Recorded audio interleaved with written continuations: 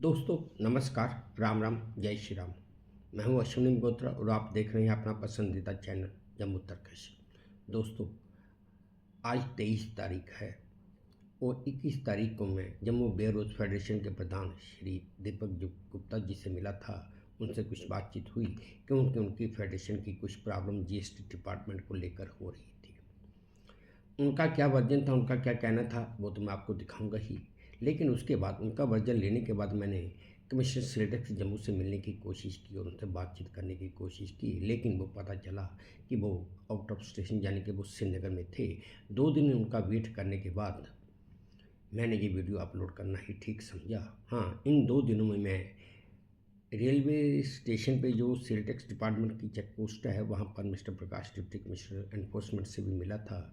उनसे मैंने जब सवाल पूछा तो उन्होंने कहा कि भाई आपके सवालों का तफ्तीश से पूरे विस्तार से जवाब तो सिर्फ कमिश्नर साहब ही दे सकते हैं, लेकिन हाँ हमारा काम सिर्फ इतना है कि जैसे एक ट्रैफिक पुलिस वाला रोड पे खड़ा होकर चलती गाड़ी को रोकता है, उसके कागज़ चेक करता है, कागज़ पूरे हैं तो जाने देता है, नहीं पूरे हैं तो चलान या जो भी कार्रवाई होती है, उनका कहना था कि हमारा सिर्फ इतना ही काम है। मेरा सवाल नया था। मेरा सवाल ये था कि आपकी चेक पोस्ट लखनपुर में है, जब वहाँ पर सारी गाड़ी की चेकिंग हो जाती है, डॉक्यूमेंट्स चेक हो जाते हैं, तो लखनपुर से जम्मू तक जो 80 किलोमीटर का या 90 किलोमीटर का डिस्टेंस है, भाई स्टेट में एंटर होने के बाद कौन सा उसका माल बढ़ जाएगा या कौन सा उसके डॉक्यूमेंट चेंज हो जाएंगे या कौन सा उसमें कोई नया माल डाल दिया जाएगा या चोरी का माल आ जाएगा।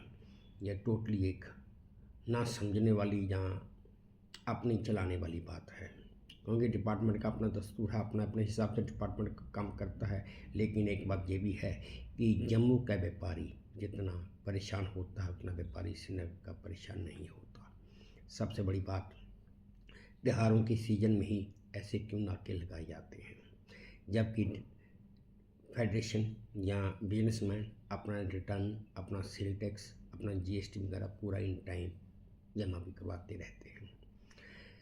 मैंने डिप्टी कमिश्नर एनफोर्समेंट से ये भी पूछने की कोशिश की कि अगर किसी व्यापारी से गलती से उसके 1 या 2 सेल बिल एक्स्ट्रा यानी कि डबल एंटर हो गए हो उसकी रिटर्न में, तो उसके जो टैक्स उसने जो जमा करवाया या जो डिपार्टमेंट नोटिस भेज के जमा करवाता है उसके रिफंड का भी कोई प्रोसीजर तो है। लेकिन उन्होंने भी इसके बारे में कोई जवाब नहीं दिया। उन्होंने कहा ये मेरी जानकारी में नहीं है। सबसे बड़ी बात, डिपार्टमेंट का सारा काम काज आज की डेट में कंप्यूटराइज्ड है। एक ही क्लिक में सारी डिटेल्स बाहर आ जाती हैं। मेरे पास वो भी पार्टी है जिससे डिपार्टमेंट ने पीरियड ख़त्म, रिटर्न फाइल होने के बाद और एक टाइम पीरियड ख़त्म होने के बाद उस पार्टी को नोटिस भेजा। नोटिस भेजने के बाद उससे टैक्स जमा करवाया, जबकि ऐसा नहीं होना चाहिए था।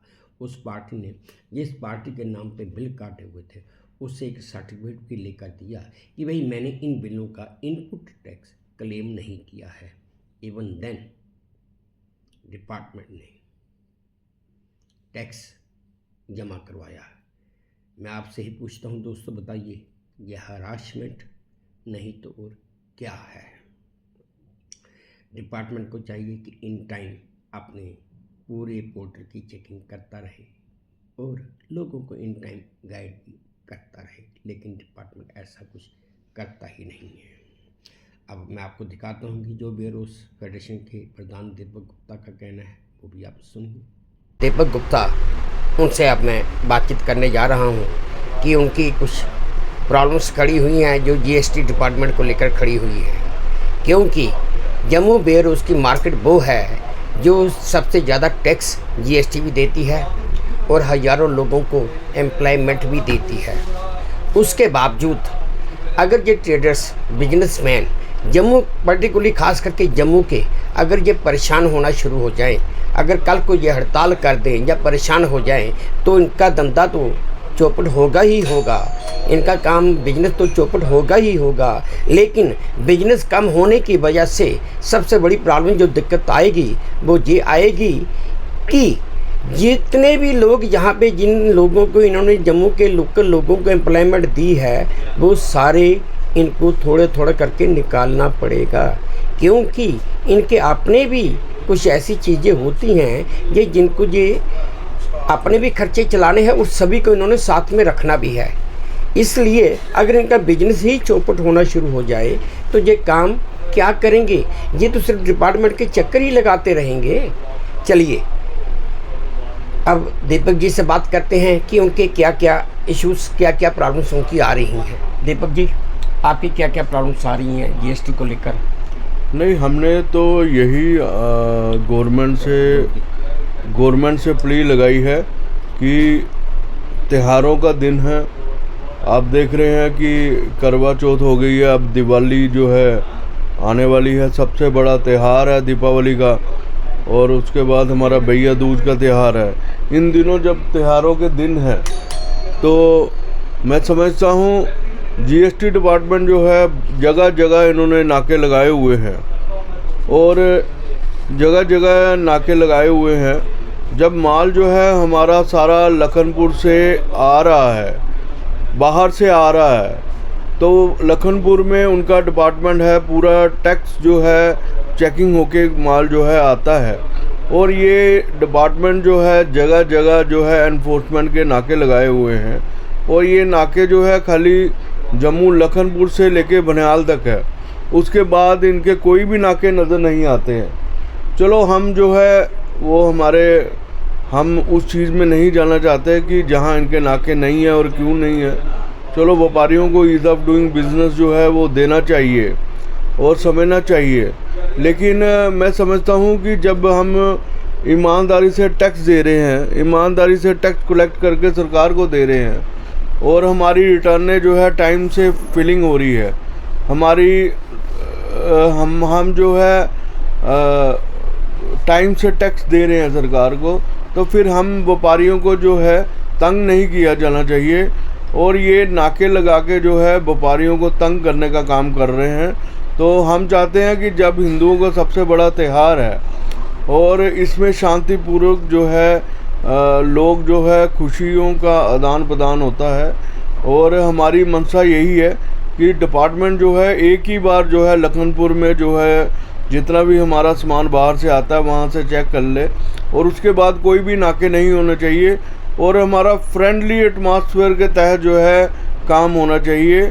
हम जो है व्यापारी हमेशा जो है शांतिपूर्वक चाहता है, शांति से अपने काम करता है, लेकिन जब आप व्यापारियों को छेड़ोगे, व्यापारियों को तंग करेगा, तो वो ज़माने ख़त्म होंगे जो व्यापारी सहन करेगा। अब वो ज़माना है, अगर आप व्यापारियों को छेड़ोगे और तंग करोगे तो इसके बदले में हम जो है सड़कों पे उतरेंगे, धरने प्रदर्शन करेंगे, आपके अफसरों के घरों के बाहर जो है प्रदर्शन होंगे। इसके लिए सरकार जिम्मेवार है, और मैं यही अपील करूंगा हमारे नए मुख्यमंत्री श्री उमर अब्दुल्ला साहब को और हमारे deputy chief minister Surendra Chaudhary को। उन्होंने जो सरकार संभाली है और इनको मुबारकबाद भी देता हूं, और इनको हम यही कहेंगे कि अपने तरफ से जितने भी जीएसटी डिपार्टमेंट के अफसर हैं उनको समझा दीजिए कि व्यापारी जो है व्यापारियों को तंग करना बंद करिए, व्यापारियों को जगह जगह नाके लगाना बंद करिए, नहीं तो व्यापारी वर्ग जो है ये आपकी पीड़ा जो है सहन नहीं करेगा, बर्दाश्त नहीं करेगा, और इसका मुंह तोड़ जवाब देगा।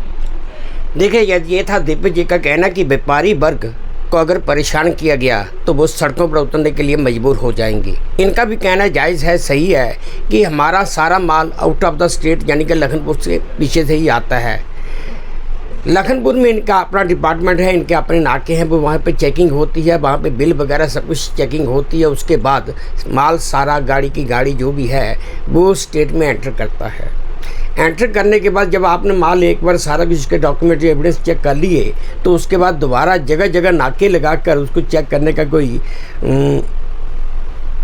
दायित्व बनता नहीं है कि उसको चेक क्यों किया जाए। जहाँ तो अगर कोई आपको कोई शक था तो आप गाड़ी को माल को लखनपुर में ही रिटेन कर लीजिए, रोक दीजिए और व्यापारी को नोटिस दे दीजिए, भाई आइए क्लियर कीजिए, या ये बात है जी।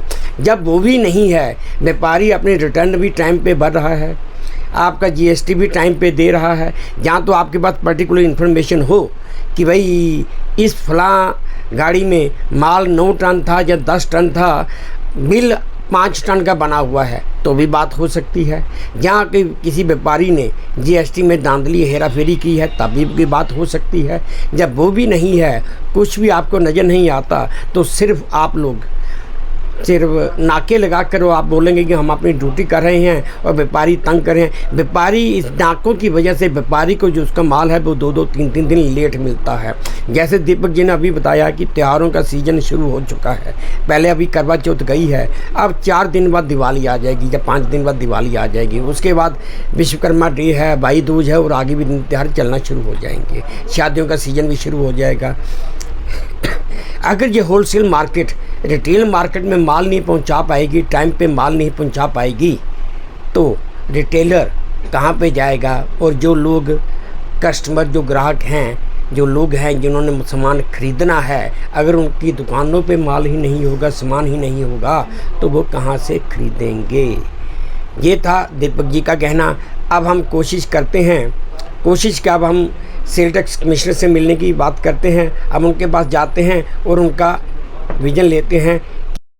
दोस्तों, आज मैं जैसे आपको हर वीडियो में महत्वपूर्ण जानकारी देता हूं, आज मैं आपको महत्वपूर्ण जानकारी नहीं दूंगा। आज आपको मैं एक हेल्थ टिप दूंगा। आपने अमूमन देखा होगा कि चाहे बच्चा है, बड़ा है, बुजुर्ग है, कोई भी है, हर आदमी अपनी ज़िंदगी में कभी न कभी दांत दर्द से बहुत ही ज़्यादा परेशान होता है। वो दांत दर्द हमेशा होती भी रात के समय में ही है ज़्यादा, कि जब आपके पास ना तो मेडिसिन होती है, ना ही कोई डॉक्टर अवेलेबल होने को आता है। जहाँ बड़ी ज़्यादा बात होगी तो आपको हॉस्पिटल की तरफ मूव करना पड़ता है। अब आपको मैं इसके बारे में एक ऐसी जानकारी देता हूँ कि आप इसे इस्तेमाल कीजिए। उसके बाद मेरे कमेंट में जाकर मुझे चाहे गालियाँ निकालिए, चाहे शाबाशी दीजिए, वो आपकी मर्जी है। दूध हर एक घर में होता है और घी भी हर एक घर में होता है। जब किसी को, बच्चे को, बड़े को या बुजुर्ग को, किसी को भी दांत दर्द हो रही हो, तो 1 कप दूध लीजिए, उसको गर्म कीजिए और उसमें 1 कप चम्मच देसी घी का डाल के मिक्स कर लीजिए। चीनी डालनी है तो डालिए, नहीं डालनी है तो नहीं डालिए, वो आपकी मर्जी। लेकिन जिस को भी दांत दर्द या दाढ़ दर्द हो रही है, उसको वो बोलिए कि जैसे वो गर्म चाय पीते हैं वैसे वो करके पी लीजिए। जैसे ही आपका कफ खत्म होगा, वैसे ही आपका दांत दर्द खत्म हो जाएगा और दोबारा आपको 2-3 दिन तक तो आराम रहेगा। लेकिन हाँ, आपको डॉक्टर को दिखाना ही पड़ेगा, क्योंकि दांत में हो सकता है सुराख हो या कीड़ा लगा हो या दांत निकालने वाला हो, वो डॉक्टर ही बताएगा। दोस्तों, अगर आपको मेरी ये जानकारी अच्छी लगी हो, मेरी ये खबर अच्छी लगी हो, तो मेरी फिर आपसे हमेशा की तरह प्रार्थना है कि मेरे इस चैनल को लाइक कीजिए, सब्सक्राइब कीजिए और मुझे अपने कमेंट बॉक्स में बताइए कि मुझे कहाँ पे सुधार करने की ज़रूरत है। धन्यवाद।